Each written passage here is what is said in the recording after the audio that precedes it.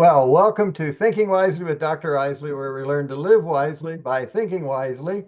And I've got a special treat for us today. I'm interviewing Christian author LeAnne Hardy about her two new books, The Innkeeper's Wife and The Carpenter's Son. And just as a disclaimer, LeAnne and I have known each other for years, and but I've read her stuff before. I don't remember the title of the book. Mary and I, my wife, read together your novel about Mozambique, I think. Oh, sure, sure. I That forget, was what was the title of that one?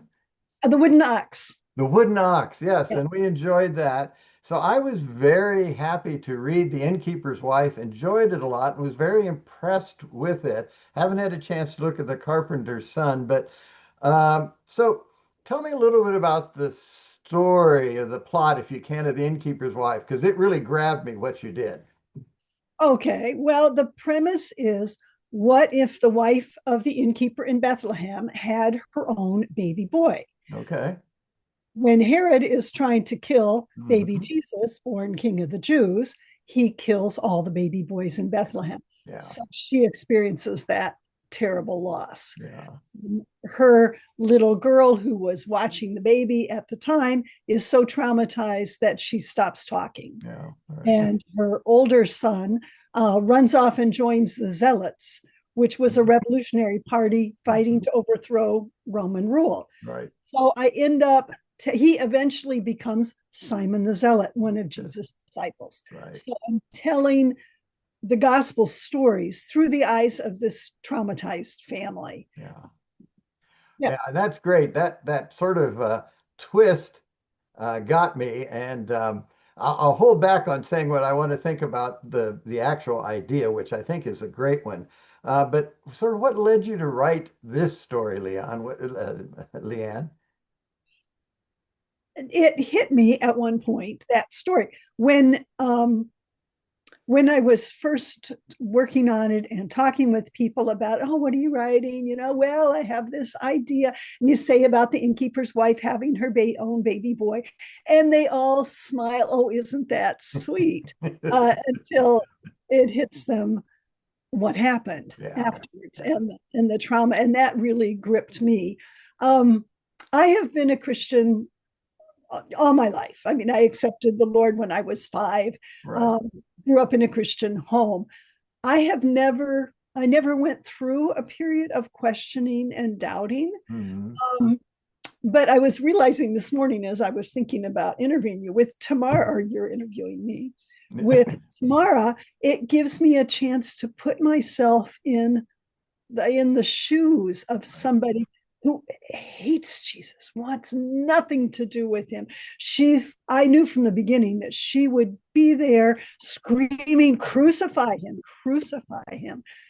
In a previous book, I wrote from the viewpoint of a witch who has come into possession of the Holy Grail, and she's determined to conquer the power of this, which of course the Grail conquers her Oh, cool. rather than What's the her. name of that book, if I could ask?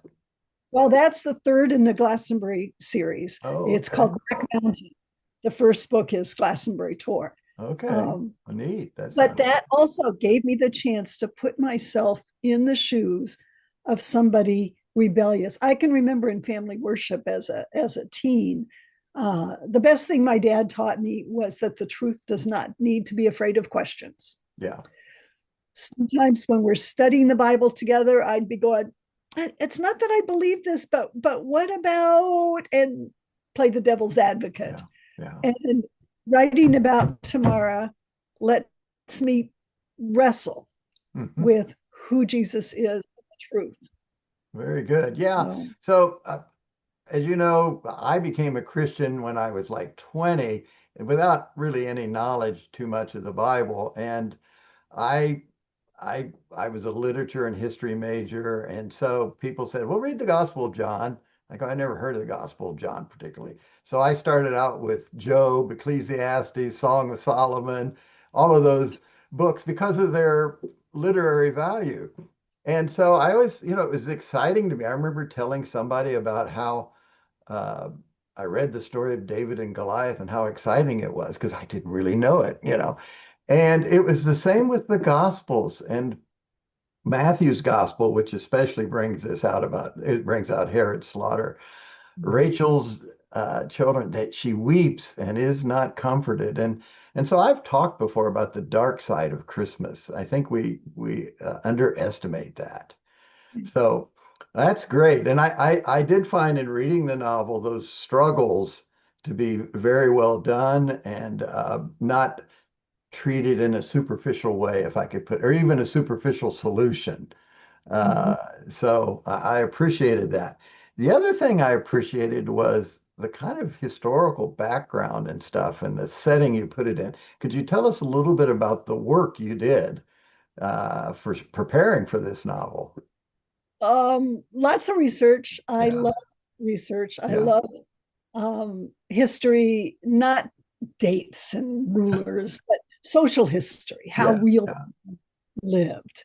yeah. Um, and so, in some ways, I've been preparing all my life for this because I've always Hmm. been curious about that. My husband and I worked on an archaeological excavation in the Negev in the Oh, summer of 1976. So, it's a okay. long time ago. Yeah, I tried twice to make trips to Israel specifically to research these books. okay. First unrest and then the war in Gaza kept Oh, canceling. yeah, sure. Yeah. I was glad that I'd had that 1976 trip and a trip later when my children were young. Hmm. So I had a little bit of an idea.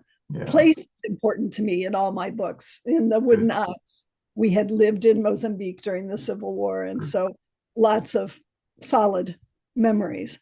Um, the Glastonbury books, I was there researching them. Oh, wow, cool. Yeah. So Good. there's the physical place. There's internet research. I found. Do you know Alfred Edersheim? His Yes, yeah. Yeah, Yeah. a 19th century Hmm.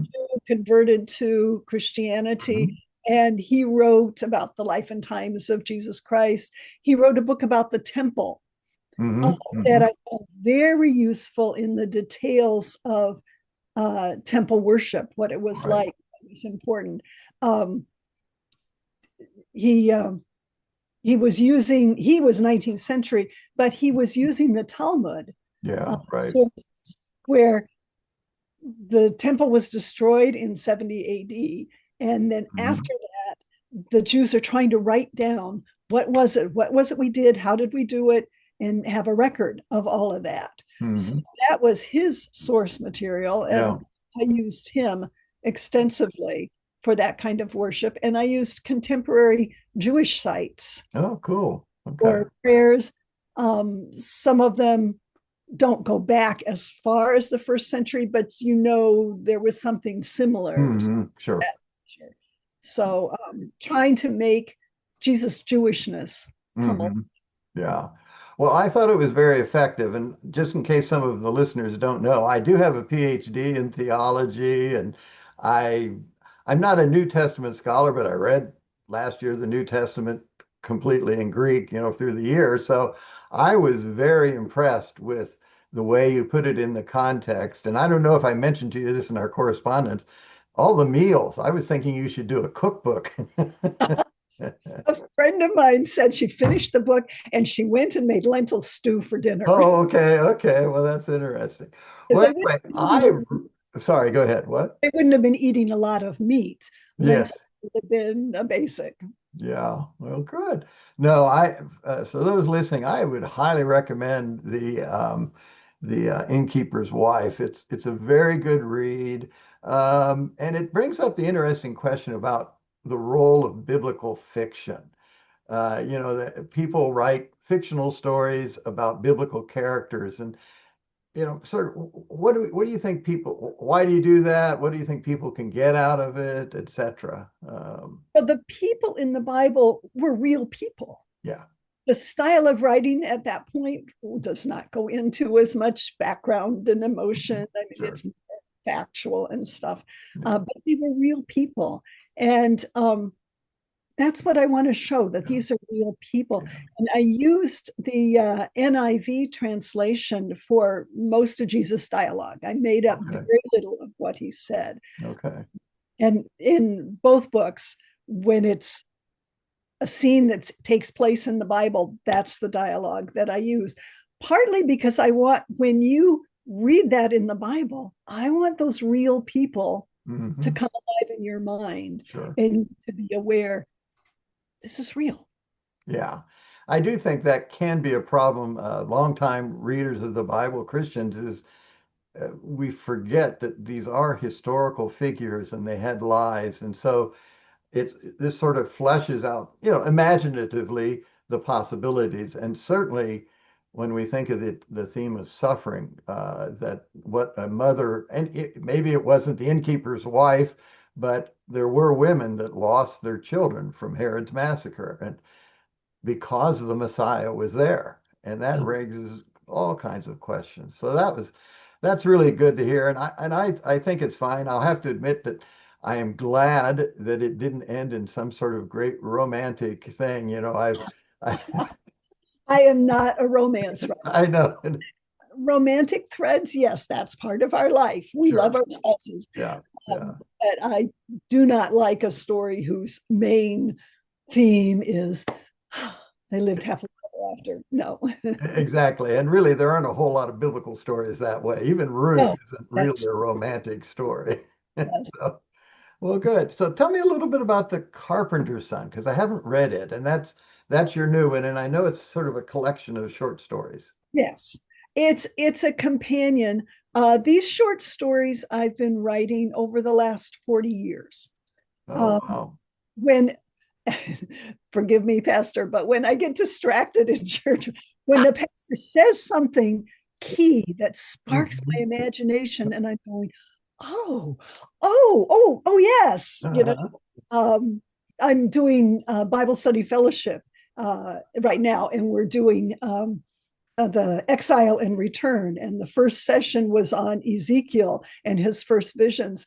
I got so excited, I came home and I wrote a short story about Ezekiel. Oh, Uh, cool. but Okay. they'll, again, it's the telling of the story, Hmm. the Bible story with the Bible dialogue, Yeah. uh, but to make it feel real. The Yeah. first one of those stories that I wrote more than 40 years ago was Mhm. John 9, the man born blind Oh, that okay. Jesus healed on the Sabbath. Hmm. And um, he gets called in before the council because this was the Sabbath. Right. And eventually it's, no, wait a minute, how do we know he really was born blind and Yeah. all of this? And they call his parents. His parents have to point out that he's of legal age, ask him, Yeah. which says to me he's not much beyond legal age. Yeah. And as you know from the Wooden Ox, I used to write for young adults and Right. teens. Sure. So I immediately started seeing this young man as 15 or 16. Oh, He's of okay. age, he's of age, he can speak for himself. Mhm. And so telling that story through his eyes. Okay. Well, Yeah. cool. And so if I could just ask, who are the other figures that are covered in the short Well, story? there are 18 Oh, stories. 18. Well, I Yeah. guess that's a bit more. And each one's a different point of view. Okay. We're just entering into Lent. Hmm. Two of the stories, one is the arrest of Jesus told from John Mark's point of view, Oh, okay. of Okay. him as the young man sent out with the water jug, and all the little boys are pointing at being with them in the garden when Okay. Jesus is arrested. And then the crucifixion told by Hmm. the centurion, who's Oh, done this a dozen times before, but yeah. it's so different about this guy. Uh, And then three resurrection stories. oh, great. One is Mary Magdalene at the tomb. Yeah. One is the disciples on the road to Emmaus. And I have made them a husband and wife because they Oh, invite him to their home. You know, the paintings always show two men, but I made him a husband and wife. okay. I had never thought of that. That's Oh, interesting. yeah. And then the last is Peter going fishing Oh, okay, sure. and Jesus on the beach and going for a walk with him. Uh, but so reviewing Peter's experiences of having been Yeah. called by Jesus, Yeah. having denied him. Uh, so those are particularly appropriate right now at this time of Okay. year. Well, thank you. That sounds really great. I've always been touched by this story where the third time Jesus asked Peter and he says, "You know I love you, Lord." You know, it's an amazing story. And so Mhm. I mean, I would say to people listening, get these. They're great reads. And yeah, you get the innkeeper's story. Yeah, and the carpenter's son, you can't show us because you've been I selling them all. told you, That's yes, I that's have to great. order more copies, but they are both available on Amazon. Yeah. Okay. So and are they print and ebook or? Correct, correct. Okay. Well, good. That audiobook. My daughter has been asking me for audiobook, and they're not audio yet, but Yeah. printed. So, Well, that's great. I know for my novel that I'm just about ready to publish, there's people saying, so is it going to be an audiobook? So that's a really big thing coming up these days. And uh, the technology behind that's something that we'll see how it goes for me. I hope it goes well for you.